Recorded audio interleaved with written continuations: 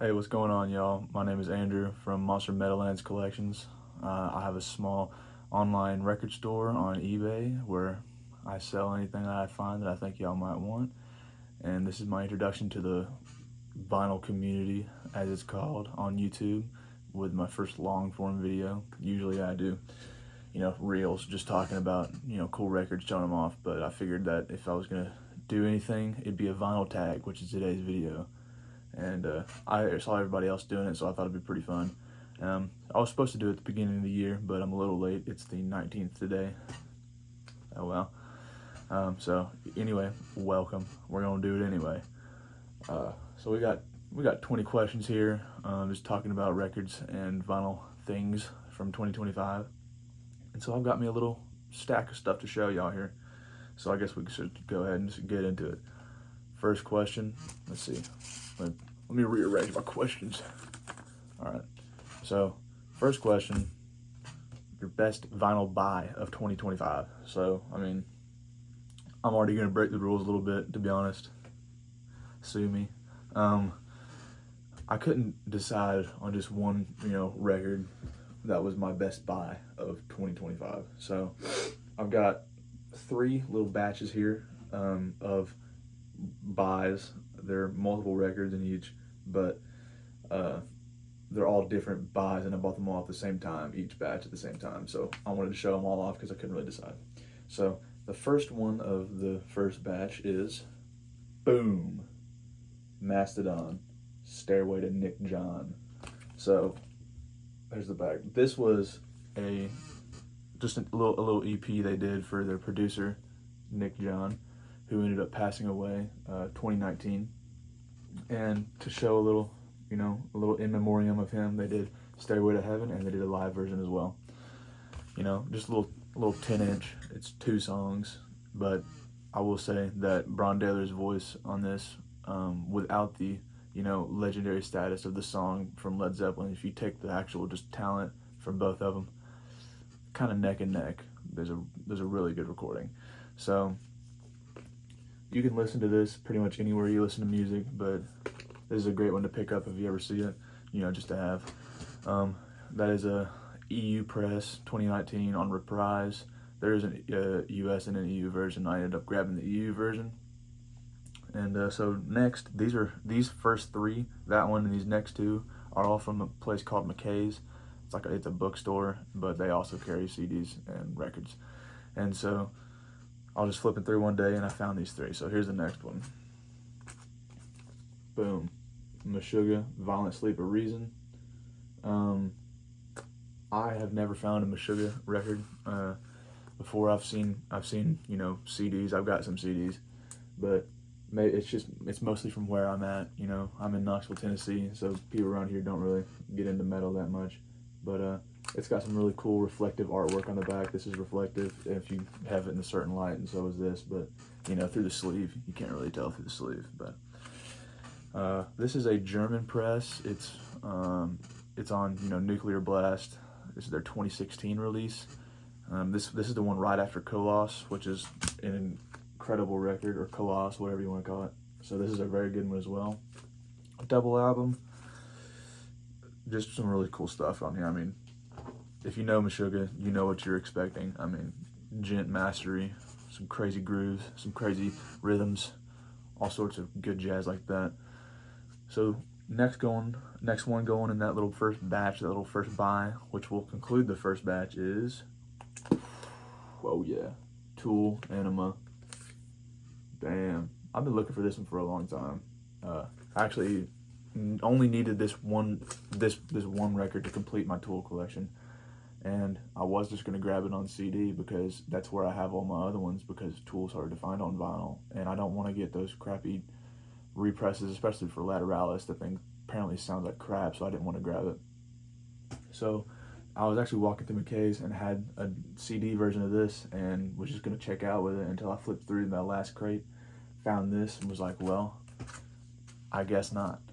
So this is not the $1,000, $2,000 version of this. As you can see from the back here, this is not a gatefold, but this little picture on the back here they don't really have that on the original presses, and also on the original press they've got some like gray ghost faces around the centerpiece there. This is a bootleg. No label, no country, no, nothing said on this record about what it is because it's a bootleg. But the cool thing about this is it still goes for around $100-200 depending on where you sell it. On eBay there's been some to sell for $200, but it's actually on, I guess, white and gray marble. Pretty cool stuff. But yeah, I decided to go ahead and grab that one because it's my favorite Tool album, so I thought I definitely wanted to go ahead and grab that one. So there's that. So that's the first little buy. Starting off the second batch that I bought. Osibisa Woyaya. I don't know if that's how you actually say it, but that's how I'm saying it. It's got some pen marks on the back here. Some kid probably drew on it. This is the band's 1971 release, their second release. It's on MCA, and this is a US press. Some really killer stuff on this. It's some Afrobeat funk with some prog influences in there. Really killer stuff on this album, so definitely check it out if you have the chance. But if you know anything about prog art, this was done by Roger Dean, who did the art for Yes and Asia and Badger, other prog bands. But I was flipping through a little crate at a guy's house, just digging, and saw this, and I was like, this is the most Roger Dean thing I've ever seen, and I had never heard of it, so I just kind of picked it up for $5 and went home and did some research on it, listened to it, and found out it was indeed Roger Dean, and ended up really liking the stuff on it. So really cool record. Crazy prog, Afro beat stuff. Definitely go check that out. Next in that same buy as Osibisa was, boom, this is Soundgarden's Louder Than Love, original first press on A&M, and it's also sealed, and also right there's a signature, and it actually goes all the way around here, but it's faded a little bit. Signed by Kim Thale, guitarist for Soundgarden, and this is a $20 price tag. That is how much I paid for it, because I don't think the guy that was selling it realized it was signed, and neither did I until I got it home. I was just kind of flipping through, and it was in a different sleeve that was real dusty, and it was outside, and I couldn't really tell that it was signed because it was so bright outside. And I got home, saw that, about flipped my lid, and so that's really cool. And it's one of my best pieces in the collection, just off pure cool factor. It's probably worth a couple $100 maybe, just because it's the first press sealed is already worth some good money, but to have that signature adds a little bit of something else to it. So always great. Love Soundgarden, quintessential grunge. So there's that. All right, the last section of the best vinyl buy is, Christ, it's already 10 minutes in for the first question, but it's fine. All right, boom. Silverchair, Frog Stomp. This one's the music on vinyl version. 180 gram, 5,000 copies, and it is numbered. See if you can see it over here. Numbered. Been looking for this record especially, but any Frog Stomp on vinyl for a long time. You just don't really see it. Mostly, all that 90s, 2000s stuff, it's hard to find on vinyl because the vinyl boom had gone down and had not hit back up for the 21st century stuff yet. And so when I found this in a little antique store, I was kind of baffled. I was like, okay, definitely coming home with me. A little pricey, paid a little bit up for it, paid I think $50 for each, $55 for each of these, but whatever, it's all right. Can't believe I have it. One of my favorite grunge albums, probably my favorite grunge band. But the second part of that, you'll notice I said both of them. Their sophomore album, Freak Show, also got it on music on vinyl, you know, audiophile vinyl. Another $55 for that one at the same antique store. It's also numbered. Let's see, that one's right in the middle there. See if you can see that. There you go. Probably honestly like this record better than I do Frog Stomp, and Frog Stomp is also a great album, but this one's just got some really underrated tracks on it. Really weird insert. The dude, this guy, there's a full picture of that guy right there. Real weird looking. That's why it's called The Freak Show. But, you know, opening track and the track Freak, of course, I guess the title track to some end is great. I mean, I don't think there's a bad song on here, but really good stuff. So definitely listen to these if you haven't already. If you get the chance, definitely pick them up. All right. So question number 2 is my fave live experience from 2025. So that would probably be me and my roommate went to a little local venue down here in Knoxville, and we saw a up-and-coming groove band, I guess, groove metal band called Slackjaw. Their bassist and lead vocalist is pretty popular on YouTube, so you'll go figure that out when you go look up who they are. But their guitarist is probably one of the best up-and-coming guitarists out right now. He has some crazy good chops. Got that Pantera Black Label Society groove metal with a little bit of Gent, some Meshuggah in there, so a bunch of other influences, but really good stuff. But opening for them was Violent System, and they're some really good symphonic deathcore. They were fantastic, absolutely blew the house open. So definitely go check those guys out. Put on a great show, made some friends, you know, moshed around a little bit. You know how it is in metal show. So, yeah, number 3. What is your collection going to look like in 10 years' time? Bigger, smaller, about the same, or why? Well, with any collector, especially a metal collector, there's always stuff coming out that you haven't got yet, especially the old rare stuff. So, hopefully bigger. I don't foresee me selling off my personal collection anytime soon, besides, you know, what I put online for the business. So yeah, bigger, I would say, if I had to put money on it. Number 4, I just buy a new home and I have one record that I can pull up, turned up to 11, you know, blasting to announce your arrival. If you know me, you'll know this. Bam. Gojira, Terra Incognita. My favorite Gojira record, their first studio record as the band Gojira. They had a demo as Godzilla before that, which is also incredibly good stuff, but this has their signature, you know, flavor of prog and groove and, well, their death metal influences. But this album in specific, compared to the other ones, has a lot of black metal and death metal influence, just really good tremolo picking, crazy good vocals. Just some babies on the back of the cover. They're still young, but absolutely great record. This is a let's see, this is probably this is a 2016 press of this, an EU press from on Listenable Records. You know, I mean, if you know Gojira, you know what this is gonna be, but just take that and amplify it. I mean, gosh, great record. One of the biggest bands out right now in the metal scene. You know, they played the Olympics, but this record, absolutely awesome. All right, next one.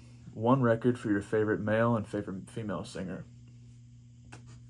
I'm gonna be honest. I don't have many female-led, vocally-led records in my collection. I don't know. I'm a metal collector and a metalhead at heart. You know, I collect other stuff, but most metal is predominantly led by men. So the dude's got it on this one, but I do have a record to show y'all. But first we'll start with the dude. Favorite dude singer. This is Opeth, Last Will and Testament. I mean, this is their latest release. Michael Akerfeldt, however you want to say his name, just got back to screaming on this record. And man, can he do that. I mean, he just absolutely blows everybody out of the water when it comes to, you know, harsh vocals. I mean, his gutturals are just insane. And also clean vocals. He's an incredibly good singer normally, like clean singing. if you know Opeth, you know this guy is just one of the best, especially when you pair that with his guitar playing ability. Absolute god amongst men for musical prowess. And this is still sealed. I haven't opened this one yet and listened to it. Got it from a local record store here in Knoxville, and you know, these guys are just prog metal wizards. I mean, some nerd metal, as some people may call it, but it's awesome. But yeah, like I said, this one's still sealed. It's a US and Canadian version, as Discogs will tell you. That's where I look all my stuff up. It's an RPM Records. It's on Northern Indigo, the color vinyl. And again, I haven't opened it to, you know, actually check and see what that looks like, but if you want to see, you can go look it up somewhere. But yeah, definitely check out Opeth if you haven't already. I'm sure most people have. They're pretty popular. So for the female singer though, we've got this one. It's kind of a double whammy because one of the other best male vocalists is also on this album, Robert Plant. This is Robert Plant and Alison Krauss's Raising Sand. Beautiful record. I mean, there's not a bad song on here. It's not really that Led Zeppelin style vocal either. He's got his own thing going on here with Alison Krauss because her bluegrass folk style really mixes well with his classic rock folk style singing. And I mean, just visually appealing, you know, audibly appealing. Everything about this record is amazing. I've been recommending this one to people for a while now. Definitely go listen. If you take one thing away from this video, definitely go listen to this album. But this is, let's see, yeah, this is a 07 press, a US press on Rounder Records. I'll be honest, this might be my only Rounder Records record, but amazing sound quality, very simple label, but you know, everything about this album is kind of simple visually, but there's nothing simple about it sonically. So again, go check this one out. Very beautiful. All right, next question. There we go. Next question, number 6. Top 3 dance records. Now I'm sure this question means, you know, like dance records as in the genre of boogie, you know, boogie down stuff. Again, I'm a metal collector mostly, so I don't have that, but I will be showing you 3 that make me dance personally. So we'll get into that. If you like prog, you know this. Alan Parsons, iRobot, amazing stuff. This is my dad's copy. He's got his little name, his little signature up there, because that's what he did when he was collecting records back in the day. Love it or hate it. I mean, what is there to say about this? This is not a obscure record by any means. If you listen to prog and experimental, it's probably one of the first ones you've ever listened to, but man, is it got some good stuff on here. I mean, Wouldn't Want to Be Like You, Breakdown, Day After Day, The Show Must Go On is probably my favorite song off this track, but it is a slower one. But Wouldn't Want to Be Like You and Breakdown, man, they definitely have that beat that make you want to get up and, you know, just shake one out. So definitely go listen to that one. No pun intended on that last one. Let's see. Next one on my dance list, PG, Peter Gabriel, So, as it says. This is an original, let's see, what year did this come out? I've got my stuff written down here. Yeah, this is an original 86 on Geffen, US press. There is a blue vinyl repress that came out recently, but you know, I like to get my stuff as original as I can. Amazing record. Let's see, Big Time, Sledgehammer, freaking That Voice Again. There's so many good songs on this actually that makes you want to dance, but you know, it didn't look like much on the outside, just got Brody's face, but you know, if you know prog, again, this was the voice of Genesis for a long time, so his solo stuff, to be honest, I prefer better than Genesis. Never been a big Genesis fan, but this record in particular, great stuff by Peter Gabriel. Always makes me bust a move. So, all right, last one on the dance category, Jerry Rafferty, City to City. He was in Steelers Wheel, has some pretty famous songs that you probably heard in movies or just in passing. One of them's actually on this album, Baker Street. Really good sax stuff on that song. But you know, my favorites are The Ark, City to City, and Right Down the Line, and Whatever's Written in Your Heart. You know, City to City, you gotta love a good fat old-fashioned train song. Always get you moving. I mean, absolutely great stuff. Really cool, ethereal looking back cover. This one is a 1978 press on United Artists on UA. It's a US press. Definitely go check this one out. I mean, again, nothing super obscure, but if you haven't listened to it, go do it. All right. So number 7 is a track that you hate from an album you love, or a stinker, as the person who wrote these questions called it. I'll be honest, I don't really hate any song, but hear me out. Dream Theater's Awake. Amazing album. I love theater. But this album does have one track that I just can't get into, and that is The Silent Man. Dream Theater fans, don't come at me, man. I mean, you gotta admit it's kind of a weaker song. But, I mean, you got some insane songs in here. Like 6 O'Clock, Caught in a Web, those first 2 ones come out right out of the gate, just blowing you away. And then Erotomania, Insane Voices is one of the best songs of all time. Of course, The Mirror and Lie, and Scarred. There's really not a bad song on here except for that one, in my opinion. The Silent Man just does not do it for me. But this is a 2024 repress on Rhino. It's really hard to get, you know, theater stuff original from the 90s and 2000s. They just weren't making vinyl around then for a lot of stuff. And when they did make them for these guys, by God, it is expensive. And, you know, I'm looking for that stuff, but this is not one of them. This is a Netherlands press, like I said, on Rhino. Really good sound quality. And it's actually on clear vinyl, which I'm not the biggest fan of clear vinyl, but this one I do have it on clear vinyl. So, amazing album. Definitely check it out. But again, that one song just did it for me. So, next. One record from the past 6 decades. Alright. So this is probably the biggest question in terms of number of albums. So, we'll start with the 60s. And I'm not doing the 2020s because it's not over. So you can't really classify that yet. 60s. Yes. Self-titled. I mean, best prog band to ever do it. Just recently got back from seeing those guys last year in Memphis. They played the entire Fragile album along with a medley of other things before that. Blew me away. Steve Howe's one of the best guitarists of all time, and just absolutely great stuff.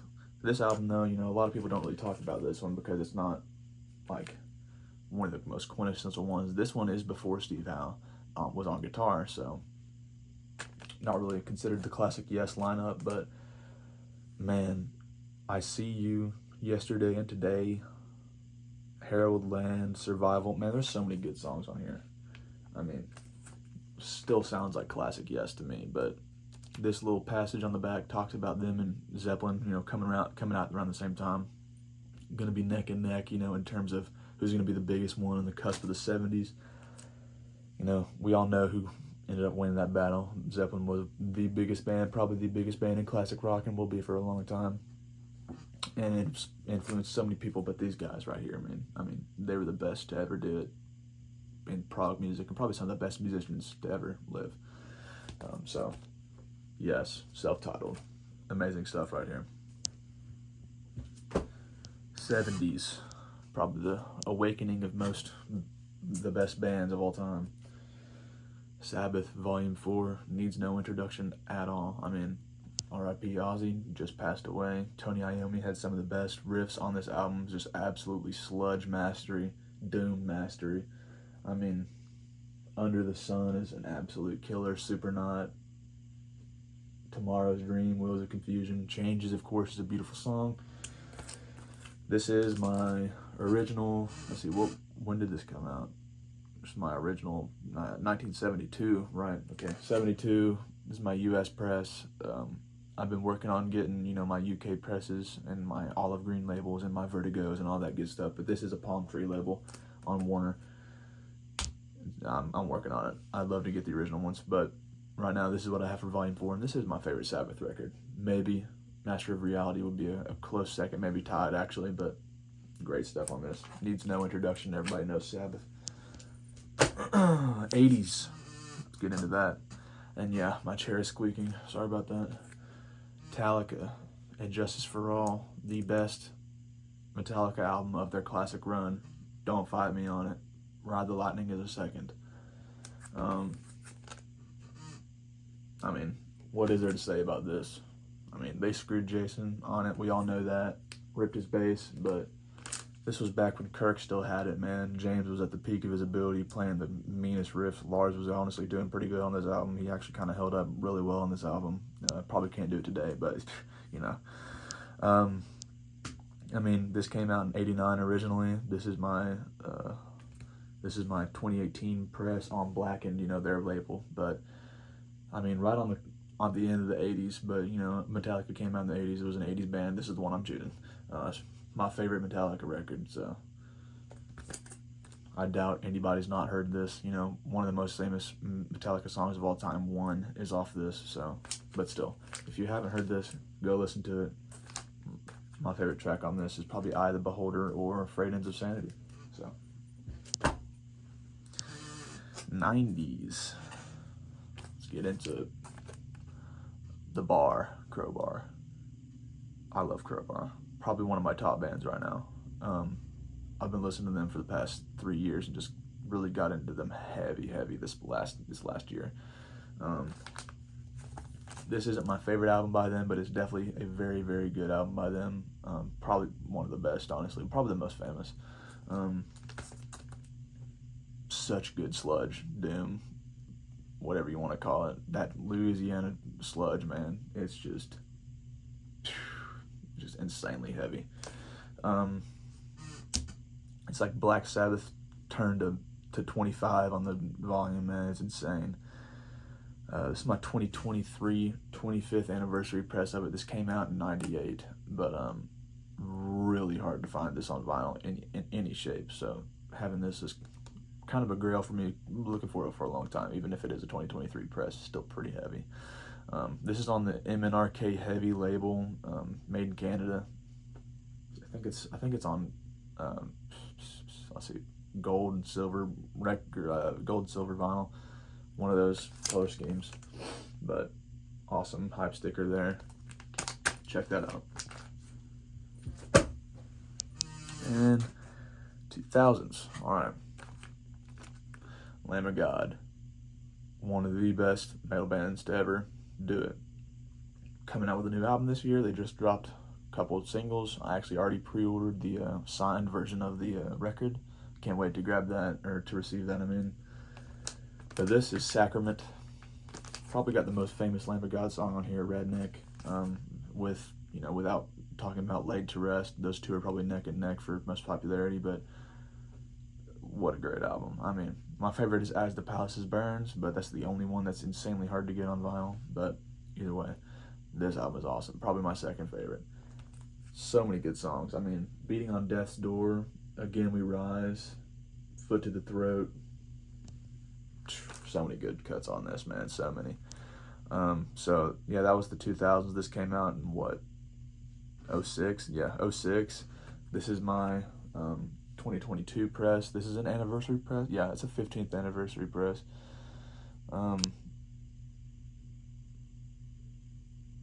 Great stuff. I got this at a local store in Gatlinburg, and I can't get enough of Lamb of God, so I'm always down to have this. Great stuff. All right, next. Last one on that little question here is the 2010s. Gojira L'Enfant Sauvage. I'm sure that's how you say that.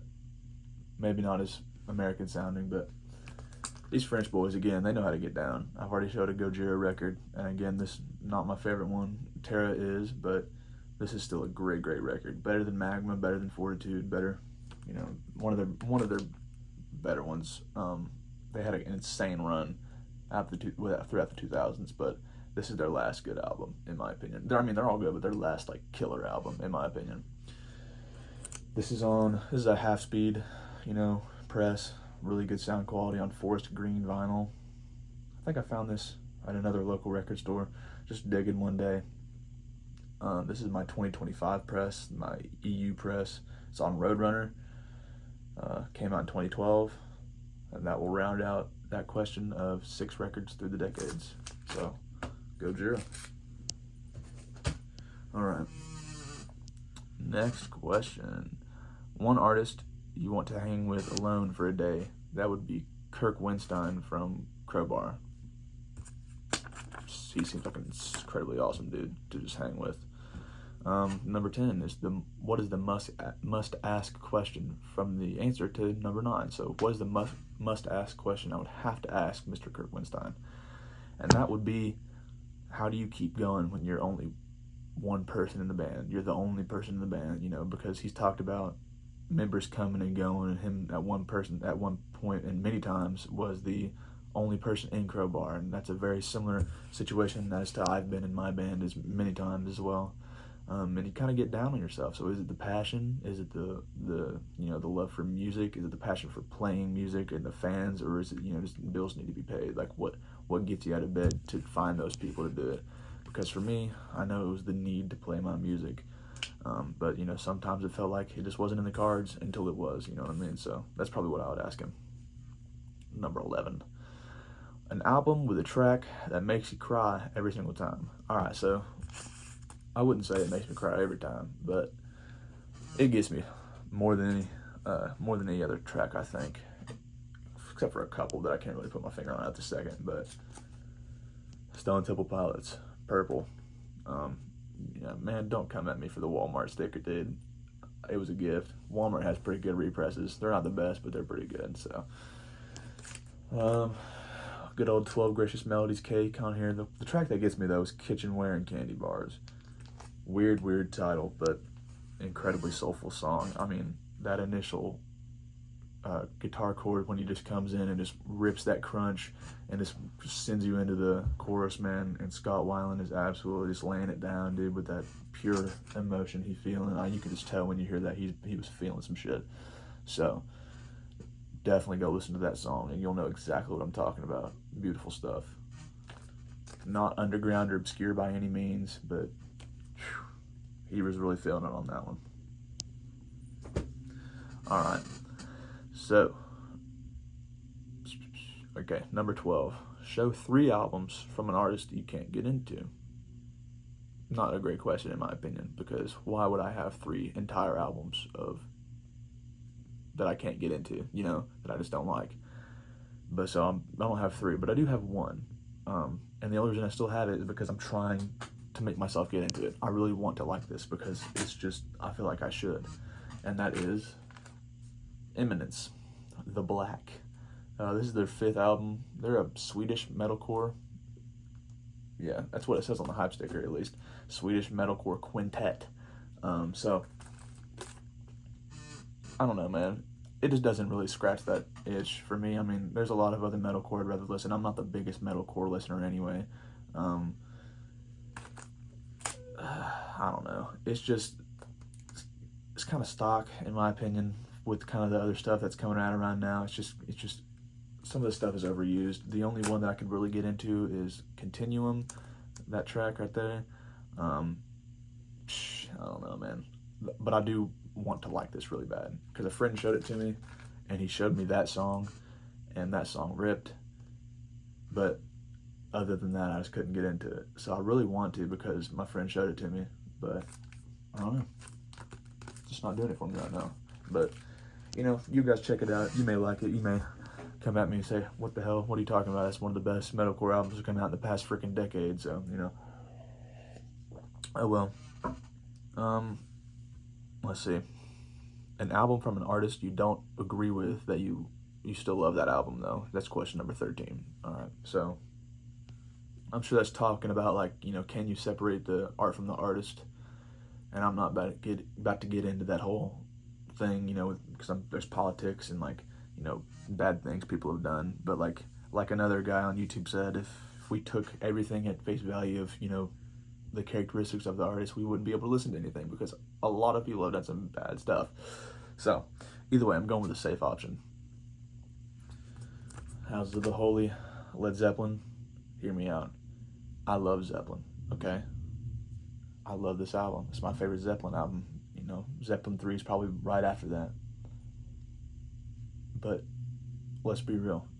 Jimmy Page, it's come out about Jimmy Page that he's done some pretty crazy stuff, some pretty gnarly stuff to people, especially young women. So there's that. But I mean, they're one of the best bands to ever do it, and he's one of the best guitarists to ever do it. Absolutely innovative machine. I mean, so No Quarter, especially, that's one of my favorite songs of all time. It's on this album, as are a bunch of other great Zeppelin songs, but it's my safe choice for that question because I don't want to get into the weeds.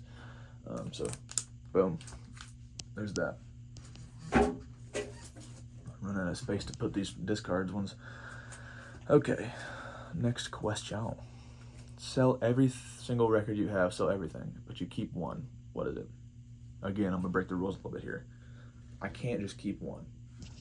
If I'm selling every single thing that I have vinyl-wise, and I'm keeping anything, it's going to be these three that I'm about to show you, because these have immense sentimental value to me, and also they're great records. So, number one, Yes, 90125. Now, this is the second Yes record I've shown, and I wasn't trying to show, multiple records by a band, but I've already showed two Gojiras, and this is the second Yes, and there will be another duplicate here anyway, so who cares? It's my video. So, this is an original, let's see, when did this come out, bro? 83? Yeah. And that Zeppelin was a 73. I forget to talk about the pressing and stuff. I'm just yapping about records. So if you really want to know and I don't say, look her up. But this came out in 83. It's my Atco press, US. This is the Trevor Rabin era of Yes. Steve Howe had left the band at this time, and they were forming a different band called Cinema when they were recording this album, and then they decided, you know what, we don't know who to get to sing on it, so we're going to get John Anderson to sing on it anyway, and we'll just make it a Yes album. And so a new version of Yes was born. Not my favorite album of Yes by any means, but there is some great stuff on here. But the reason that this would be one that I kept is because this was the first record I ever received. My dad gave this to me. The very first piece of plastic that I ever received that was music, man. Like the first record. So definitely keeping that one. Absolutely. So the next one that I'd have to keep would also be, because it is my second record I ever received. Van Halen, Women and Children First. This is the original 1980 Van Halen album on Warner. It's a US. The coolest, what's it called? The coolest Eddie, good lord, excuse me, the coolest Eddie Van Halen guitar that he's ever used. Right there. So cool. This was given to me by my uncle. He was a big Van Halen dude, along with ZZ Top, and he gave this to me. It's still got his initials, or his full name written on the label. So, just really sentimental stuff. And Could This Be Magic is probably one of the best songs ever written. Very weird, but so catchy. Alright, last one for that question is the third one that I would have to keep. Probably one of the most famous albums of all time, Van Halen 1984. And before you come at me, no, that is not written, that little Sharpie right there is not on the actual record, it's on the shrink, because it is still in the shrink, inside the sleeve it's in the shrink. But I got it at a flea market for, I think, $2. Still got the hype sticker on the front and the one on the back there. Again, not my favorite Van Halen record. Honestly, probably one of my least favorite Van Halen records, but it's the first one that I ever bought with my own money. So that's why I'd have to keep it, because, those were my first two. Those other ones were my first two records ever, but this is the first one I ever bought. So keeping that one. And again, I mean, it is still a great record. It's just not my favorite. All right, let's see here. My vinyl community highlight of 2025.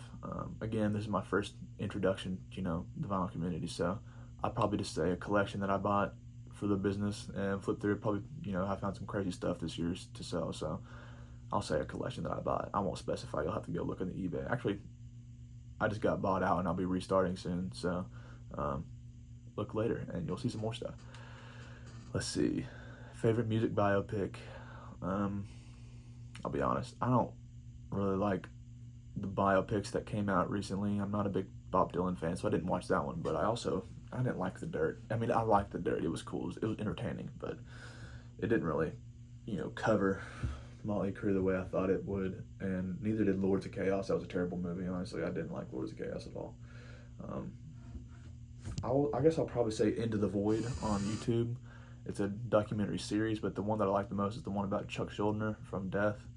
Really sad, honestly, that video, talking about, how he went and everything, but his passion was riddled throughout that video. Like, you can really feel it. So, that's a great one. So I'll say that documentary. Number 17, 3 reasons jazz matters and show a jazz record. Okay, you're going to flame me for this in the comments, or maybe you won't, maybe no one cares.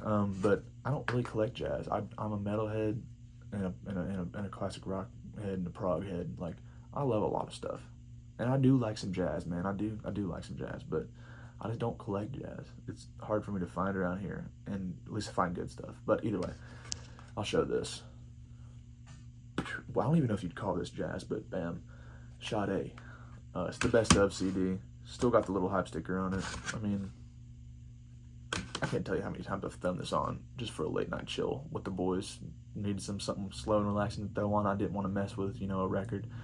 Probably, a little bit too tired, a little too something else to mess with the record. So I just throw that on, and everybody likes it. So yeah, I'll go with that one. But 3 reasons it matters. It matters because people like it.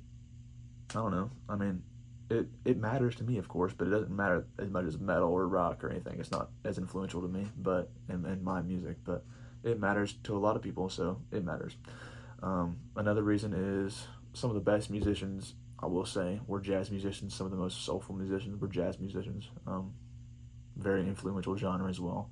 And the third reason, that stuff brings the money. When you find that good stuff, it's expensive. So for me as a seller, it definitely matters because people want to buy it.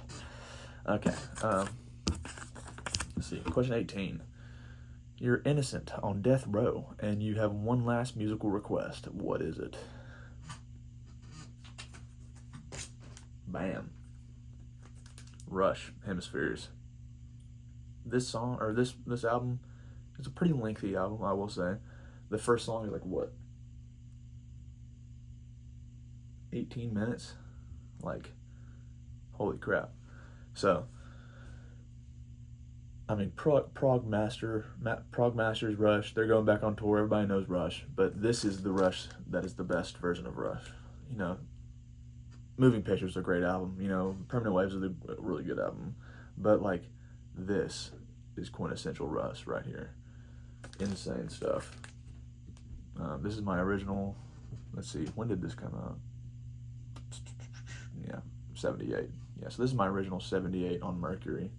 But the reason I choose this is because, again, it's a longer album, so I get a little bit more time to spend with music at the end. But the last song, man, the Villa Strangiato, that is one of the best tracks to die to of all time. My God, like, absolutely beautiful. So many musical moments that just contradict themselves in different parts of the song that really just at the end always come whole. So good. So definitely choosing that one. La Villa Strangiato is probably a pretty famous Rush song now, honestly, but still, I don't care. I'm not here to be underground and obscure. I'm here to talk about music I like. So, Rush. All right. Sell your favorite artist to a new listener. So, I'll be honest. My favorite artist of all time is probably Metallica, because when I first started getting into metal and music in general, Metallica was, an easy access band, and I was a super fan. Like, I became an insane fanboy for Metallica, and I don't care. Like, I love that. I'm not ashamed of that at all. So, but no one needs to be sold on Metallica. They're the biggest metal band ever. So, I don't need to sell that to anybody. But what I will sell to somebody is one of my now favorite metal bands, and one of the best guitarists to ever live, who also recently just died, R.I.P. to Brent Hines of Mastodon. Man, is this a great album. Like, oh my gosh. This is not my favorite Mastodon album, but it's probably in the top 3. Blood Mountain is my favorite, but I don't have that on vinyl yet. But, my lord, this album is so good. And these are little promo cards that I've just found, so I put them in the back. But this is my original 2009 press on reprise from the Czech Republic, excuse me. I mean, if you know Mastodon, this is like one of their magnum opus albums. But if you don't, this is the album you need to listen to. Besides, like, unless you want a different sound. If you want that sludgy sound, go listen to Remissions, and that is a great album. But this is when they got their prog side going. Still some sludge, still some crazy good, thrash elements, some crazy good blues soloing, but oh man, this album has everything. I mean, The Last Baron, Ghost of Corellia, Quintessence, dude, Divinations. Divinations has an insane surf rock riff that just comes out of nowhere and blows you away. So definitely go listen to that. Go listen to this one. Actually, I'll probably throw this on after I get done filming this, honestly. So, yes, this is the one I would sell to people. One of my favorite artists that I would sell to people right now. One of my top artists of all time, honestly. So, Mastodon. All right, last question. Arrange an event and invite 3 people in the VC you want to meet. Okay, so 3 people in the vinyl community that I want to meet. Number 1 is Dylan from Noble Records. Man, that guy, I've watched that guy so much. I've learned pretty much all my stuff when I started, selling vinyl and collecting vinyl from him. So, definitely him. Go check him out. I mean, none of these guys need a shout out from me. Okay, these guys are insanely famous on YouTube in the vinyl community. Nobody knows who I am. I'm just telling you. So the second one is Mike from the TheInGroove. So knowledgeable. He buys some incredible collections and just so knowledgeable. He's like a wealth of knowledge for pretty much anything, music, vinyl, anything. And the third one would be ThrashMetalIQ. Now, if you know this guy, you either love him or you hate him. I'm not going to get into his outspoken politics at all. I'm talking about how much of a character this guy seems to be. He seems like he'd be pretty fun to talk to. Also, what a wealth of knowledge for metal, black metal, death metal, pretty much, any kind of metal, especially the old stuff, like, not old, but like the original stuff, that good old stuff from 80s and 90s. Like, he just knows so much. So, I would say those 3 would be the ones I would want to invite and talk to. So, there you have it. That's the vinyl tag, man.